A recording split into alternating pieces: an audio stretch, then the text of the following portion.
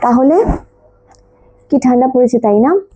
আর ঠান্ডাটাও এবার ঠিক সেই ছোট্টবেলার মতো তাড়াতাড়ি পড়ে গেল। আমার কিন্তু উল্টোটা মনে হচ্ছে। আমার মনে হচ্ছে যে ঠান্ডা এখন ডিসেম্বর চলছে কিন্তু পড়েনি। আর ছোটবেলায় যেরকম পড়তো সেটা তো দেখাইনি।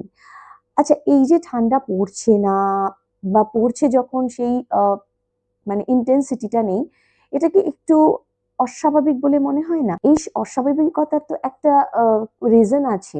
রিজনটা খুব স্বাভাবিক। সেটা হচ্ছে যে আমাদের চারধারে যে পরিমাণ গাছপালা আমরা ছোটবেলায় দেখতে পেতাম সেটা কিন্তু নেই।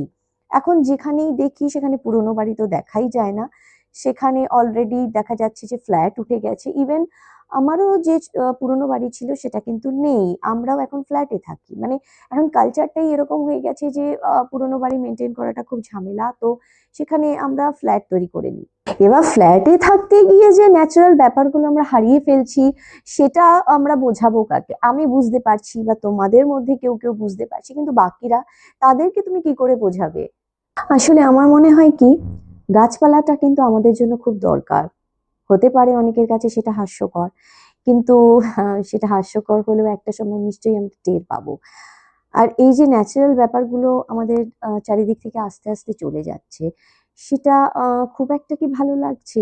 এই যে আমরা যেরকম আগে ফিল করতাম ঠান্ডার যে আমেজটা, সেটা হোক না পুরোনো বাড়িতেই বসে, সেটা কি আদৌ আমরা ফ্ল্যাটে বসে ফিল করতে পারি? একটু চিন্তা করো।